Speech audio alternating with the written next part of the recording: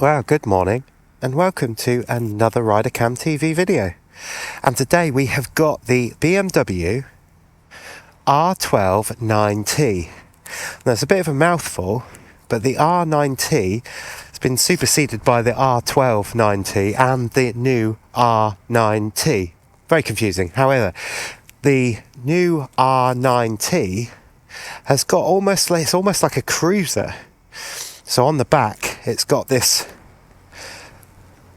bodywork. It almost looks as if it's like, I don't know, the side of a Triumph America almost.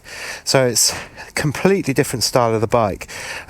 But we're going to take it out and see what it rides like. So this has got wireless start, or keyless ride should I say, and it's got a TFT. Now this TFT is optional, so it's something that you can spec up. You can of course have the round dials. If you have the round dials, then you don't get, we don't get the whizzy wheel, because the whizzy wheel enables you to control things on the tech side. So you might be asking what this thing is, and this is a mobile phone holder. So what they're trying to do is get people to move to the connected app, put your phone there, connected app all running, and then use your whiz wheel to control the sat nav and all of that sort of jazz. So let's start it up, see what it sounds like. So instantly, it's got a real different sound than the R9T. And you see how it rocks the bike? Now it's got the shift cam on it, so the engine is completely different than the R9T. So the torque that you've got in this bike actually goes through the entire rev range, or through the entire range, rather than it being like on the old R9T, where the rev range or the torque, it would give you torque, but the torque would run out. Well, I say run out, when the power was delivered, that was when the power was delivered. Whereas on this bike, it gives you the ability to have all of that torque all the way through the rev range. So we've been out on this for a little while today, and I've got to tell you that it's so comfortable to ride. The brakes are like death-defying. That's what we'll call them. We'll call them death-defying brakes. Now, the death-defying brakes means that you're going to stop on a sixpence. So they are super responsive. You've got a quick shifter on this bike, and the quick shifter is quite sublime. Now, quick shifting from first to second, as with most BMWs, unless it's the inline engines on the 1600s and that sort of thing, they're not as smooth as you would think. But I'm going to go from first into second, and it's like a real jolt if you don't get the revs right. So let's try second to third. Jolt again, but then I'm not powering on, and I would imagine that this bike needs you to power on and ride it like it needs to be ridden, like you stole it almost. The TFT, I think, is really great, a really great addition. Now this is an optional and extra, which is good because people will want to buy the R9T with the round dials as well as the TFT, which is brilliant. But the TFT shows many different things. So you can see it says 0 miles, so we're running on the reserve tank at the moment, but it counts up to 30 miles because that's how much they reckon that you've got in the reserve tank. But other things that I like about this is if you change your mode, so let's put it into rain mode. See, it changes all of the dials. Or not all of the dials, it changes the colour of the dial, so now it's blue. So let's change it from rain into road. And now we're into white. So it shows white now, which is good because it's a visual thing. You've got your mode on there, you've got the gear that you're in, you've got the miles per hour, you've got the speedo, and that's all you really need. But the font that they've used is really, really good. It's really prominent, so there's no mistaking what you're doing on there. Seat position, really, really nice. A little bit further forward than a GS or a GSA. So you are slightly onto the bars. However, there is no weight that I can feel actually onto the bars. I'm quite happy to sit here. You have got your core is holding you up a little bit more, I guess. But the handlebars, nice distance apart. Doesn't feel too thin, but doesn't feel too wide. It feels like I'm going to have an awful lot of control over counter steering, that sort of stuff, without too much effort, to be honest. And then we get to the switch gear. So it's a normal switch gear that you get with BMW. And to be fair, even though there are issues with some things going wrong, there is with every manufacturer, the one thing with BMW is that their switch gear is very, very professional. It works very well. It's got a lovely feel to it. It just works when you press it. However, you can, don't know whether you can spot this keyhole down here. So there is a keyhole. So on the key, well, you need the key to lock the steering lock, which is a bit weird, and you need it to open the petrol tank. But you don't need to start the vehicle, which is a bit weird because normally on a GS, GSA, RT, 1600, all those other bikes, you would press and hold on the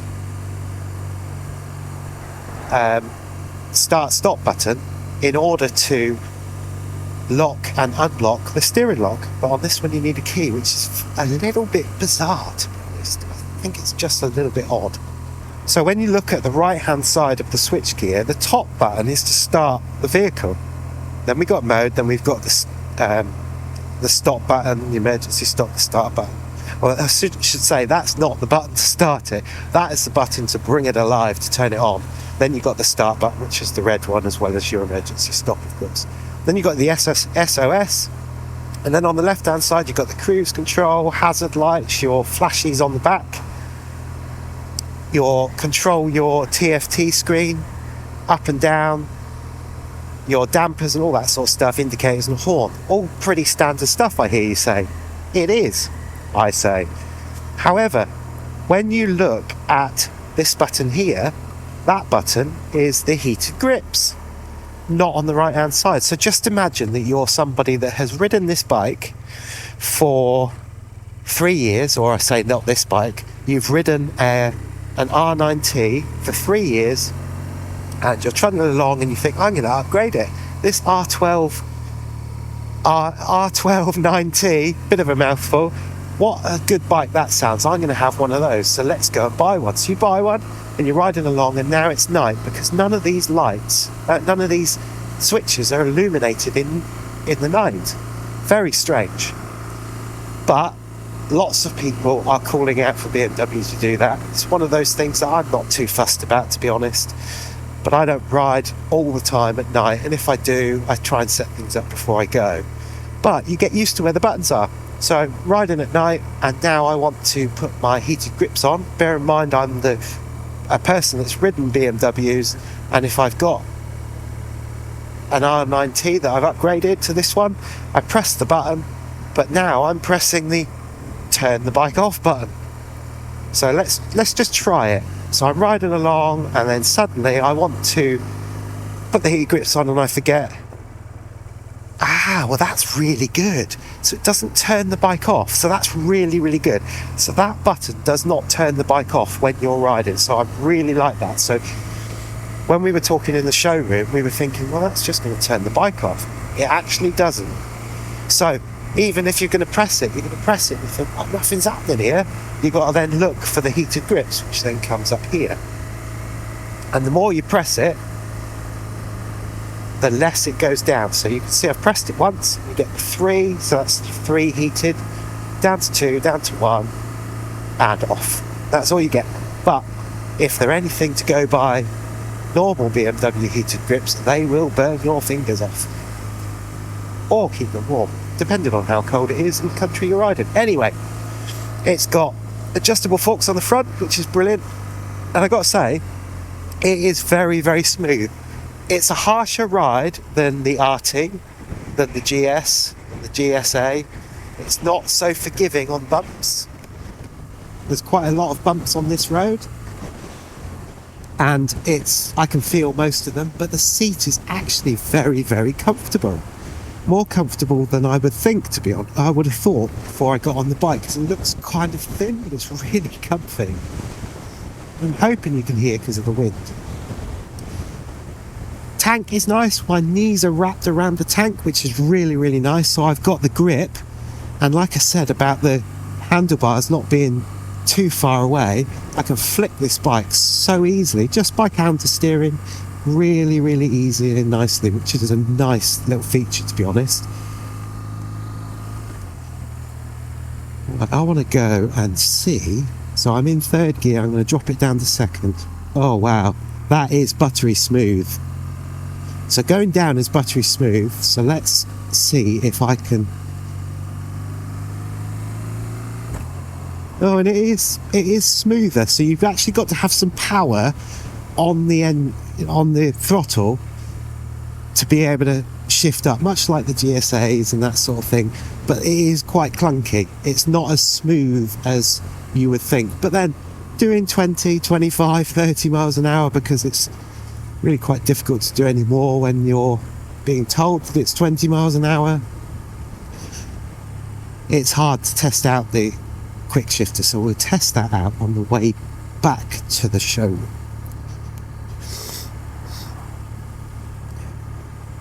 I like the burble. The burble of the engine's really quite nice, to be honest. Can you hear it? It's like that low level, like really nice sound. And don't forget, this is, I mean, we'll put all the specs up, but it's got a big enough tank for you to tour on, for you to commute, for you to do all the stuff that you want to do. It's got more than enough power, and it's got LED lights and all of that sort of jazz as well. And it not only rides well, but it looks absolutely special. Now, this one isn't blinged up with the 719 stuff. Some people like the 719 options. I'm not a fan, to be honest. I'd rather have a real standard bike, a standard looking bike, which this does. I like the green. Green and the silver is really nice. Comes in other colours, of course. But there are little differences that we'll talk about in a minute when we stop to talk about the bike. So I've just come to stop.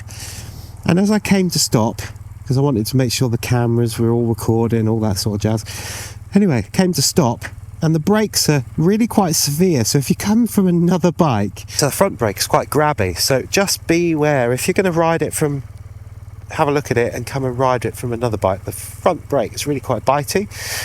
Really exceptional bike, but quite bitey. And look at the travel on the suspension. It dipped quite a bit, and that took me by surprise a little bit.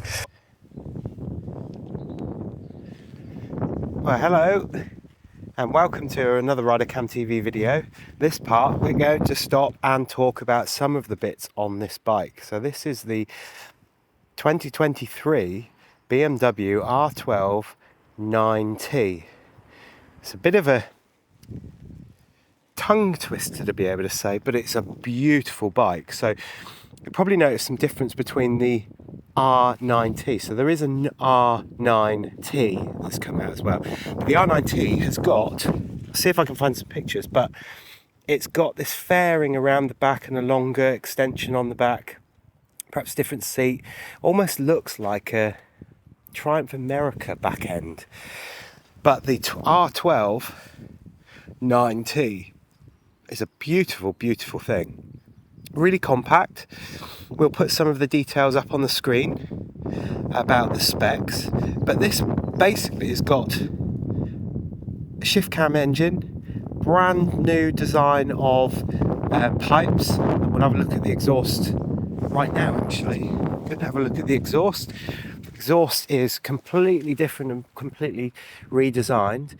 Goes underneath the engine, as you would imagine. But this shift cam engine is really quite nice. And you'll notice something on the other side, actually, that isn't there anymore. On the RnineT, it had this massive intake, this air intake that came up to about there. That's not there anymore. The air intake is all hidden cleverly underneath all these gubbins, and it goes straight in, because apparently it was creating a vacuum as it went through, or creating some sort of issue as it went back into the engine. Whereas now, it's straight into the engine, straight in. Little things that I like about this bike is, if you can see on here, I'm not sure the light will allow you to see it, but it's almost the same. It's a redesigned swing arm, but this swing arm is almost, well, it's the same material as they're using on the 1300 now. This almost like die-cast type stuff. It's really quite smooth. I think it's quite funky, to be honest, but interestingly enough, they haven't used it on the pots. The pots are like the 1250s, 1250 GSAs, that sort of stuff, which is a little bit weird. But this engine with the shift cam is air cooled and oil cooled, so it's still got your radiator on the front. It's got a mudguard on the front, but the mudguard doesn't really go very deep, and you can see, I mean, this is demonstrated from Ocean in BMW, who kindly lend the bikes to us to take out, how much dirt is on there. And this is, you know, practically a brand new bike, so I don't know why they don't have something a little bit longer to go down there. But I guess some people will use this as a bike that's a bike to take out when it's not horrible weather. Some people will use it in every weather, so you might need to think about that sort of protection. The indicators and the lights. Now I want to talk about these, so let's turn them on. The headlights and the rear lights are all LED. They're not flickering, it's just the frame rate of the camera, but they're all LED. Let's see if I can hold this. It's difficult doing it on your own, isn't it? And they are really bright lights, really bright lights. Again, they're not flickering, it's just the frame rate of the camera. But if I put the indicators on, the indicators are now just dedicated indicators. They're not always on, so taken away from all those issues that people seem to have had where people were pulling out in front of them and that sort of stuff. They just indicate. And likewise, if I put the hazards on the back, you have got a Tron, almost Tron style, Ducati style red rear light. Again, it doesn't flash, it's just the frame rate, but now your indicators are just indicators. They're not those multifunctional things that people seem to have lots of issues with, including us.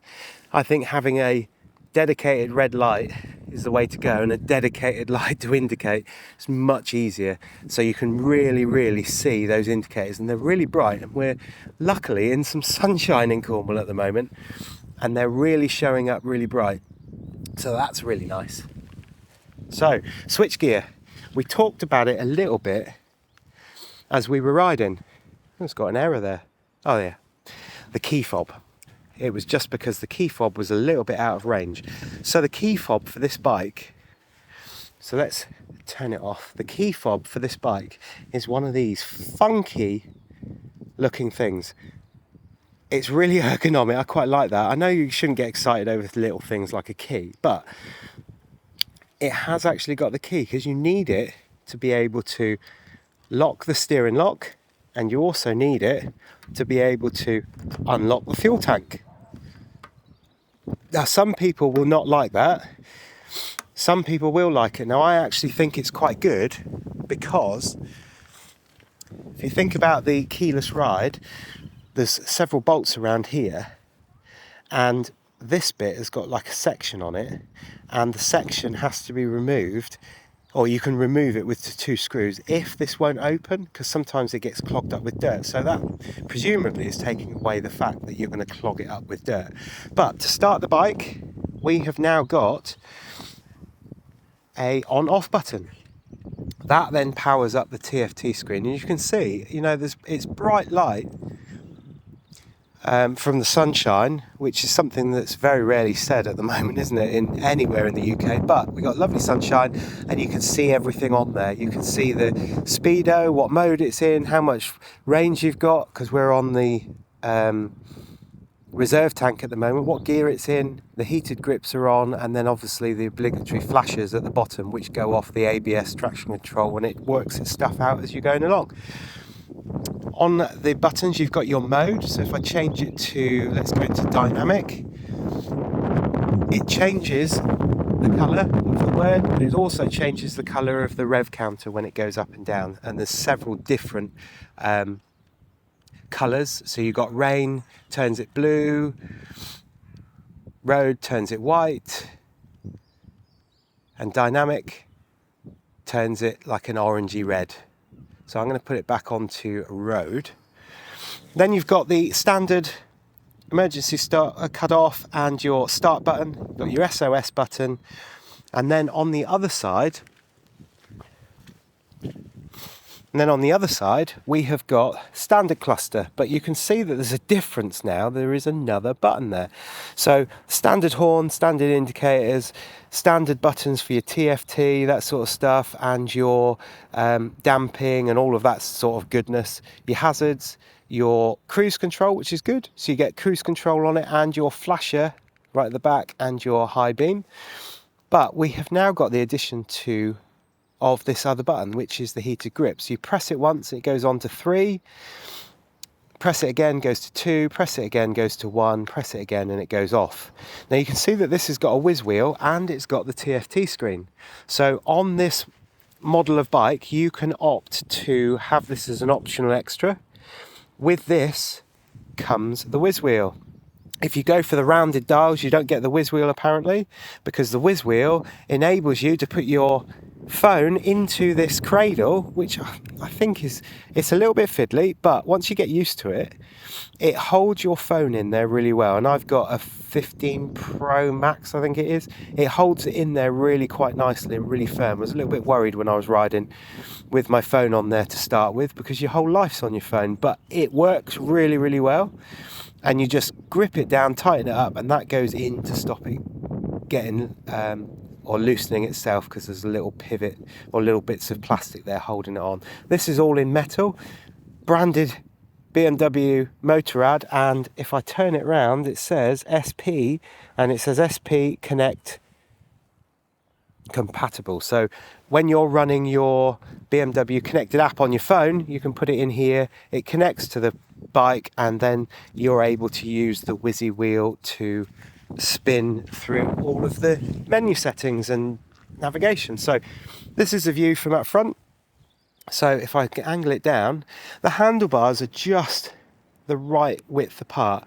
They're really nice looking handlebars. They're at the right height, although you are set a little bit forward, and my knees are in a really comfortable position, but they are bent a little bit more. They're not 90 degrees, and my hip is not 90 degrees. So you're just a little bit more acute than 90 degrees, but it gives you that sporty feeling.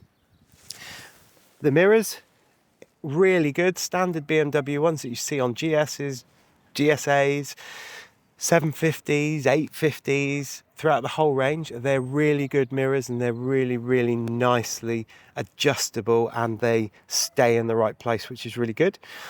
Up front, you've got the adjustable forks, so you can adjust them. Now, I did say earlier on that when you stop, just beware, because there is quite a lot of dip on that suspension on the front brake. On the back it's quite spongy, but it's not as spongy as the front.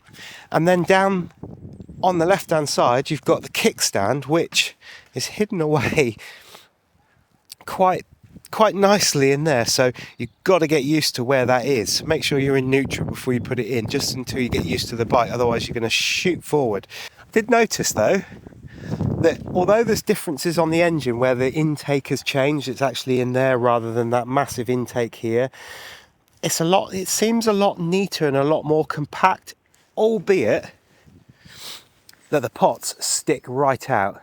Now when the engine starts up and when you rev it and you're just sat on it, it does chuck the bike to and fro. So it's almost reminiscent of the old air-cooled Boxers, which I quite like, to be honest. But they've also used a different brake pedal. Now, on most of the other BMWs that they've got, there's like a flat patch on there, or, you know, like an angled flat patch to go on, but this is rubber, and I quite like it actually, because it enables you to get that purchase on it rather than it being a bit metal and a bit slippy sometimes. Pegs are in the right place. They got massive acorns. If you get them down and you start wearing them down on the road, then your lean angle is quite severe, I would imagine. But all in all, the BMW R12 NineT, I think the worst bit about it is having to remember that it's R12 before the 9T. It's quite a mouthful, but it's a beautiful bike. The position is really good. The torque is amazing. So that shift cam engine comes with the quick shifter, and I found the quick shifter quite bitey from first to second. From there up seemed really smooth, and the faster you're going, or the more power that you're putting through the throttle, through the bike, the smoother the quick shifter is. If you're just poodling along and using the quick shifter, it's quite a jolt. But coming down through the gearbox using the quick shifter, sublime. It's like as smooth as melted butter. And you'll notice on this one, this has got the I think it's aluminium, but it hasn't got the spoked wheels, which I like these better. They add a bit more style. They're easier to clean. The spokes look great, but they are a sod to clean, aren't they? But overall, I think they've probably done a really nice upgrade to the R9T. And of course, you've got the other model, the R9T, with that fairing on the back, slight differences to how it feels. You can have the rounded dials, or you can have the TFT. I would say have the TFT. Bring it up to 21st century, unless of course you're looking for that retro vibe on a brand new bike. But it is good. And like I was saying, that shift cam engine allowing all of that torque, so that torque is available through the whole rev range now apparently, as opposed to the old R9T where the torque was only available until it ended and that was it. You had the power was the power stopped. This one, it goes right through the whole rev range, so you've got all of that torque in whatever gear you are, wherever you are. And it's so flickable. It's so nicely weighted that you can ride this. I would say, is this good for commuting? Yes, of course. Is it good for a Sunday ride? Yes, of course. Is it good for a longer ride? If you're the person that likes that seating position, it's quite comfortable. Yes, of course it is. We've had people on tours that have done 2,500, 3,000 miles around different countries with us on R9Ts. This is going to be no different, but with the added torque, it's going to get you around those mountain passes a lot quicker with a lot less effort, I would guess. But what a compact, nice bike. I think the height of the seat is about 760 or 780. Like I say, we'll put all the specs up probably about now, because as you know, we're not all about specs. We're about what's the bike look like, what's it feel like, how's it ride, are there any issues when you're riding it, and how have we got on? It's a layman's review of a bike rather than let's have a look at this torque that nobody's going to use. Let's have a look at the amount of tread on the tyre and take it right up to the edge that nobody's going to use. This is a fun bike, and it's a bike that lots of people will like. But before we finish, I just wanted to talk about, we did try it when we were on the ride. Now, in the showroom, we were saying, well, now that button, the on-off button, has gone to there, the switchgear isn't lit up, and I'm not a fan of having them lit up, but I can see the advantage of having them lit up and why people want them lit up. And it's not that much harder, I wouldn't have thought, to put that in there. Lots of other manufacturers are, so why aren't BMW? But we were thinking that when you're riding along, if you've been riding an R19 and you're looking for the heated grips, they're not there. They're over here now. Which is all well and good, but if you're riding along, what happens when you press that? Well, we've tried it on our ride and absolutely nothing. It doesn't stop the bike, it doesn't do anything. It just goes up and down like a button does, but it doesn't actually change anything, which is really good. So don't worry about riding along, pressing that, thinking that you're going to do the heated grips and turning the bike off and causing yourself a bit of an accident. But all in all, I think it's a lovely, lovely bike. Reasonably priced, as all things in BMW are. The more you spec it, the more you pay. Beautiful, beautiful bike. That torque and that burble, it's just so nice. So if you like the video, give it a thumbs up.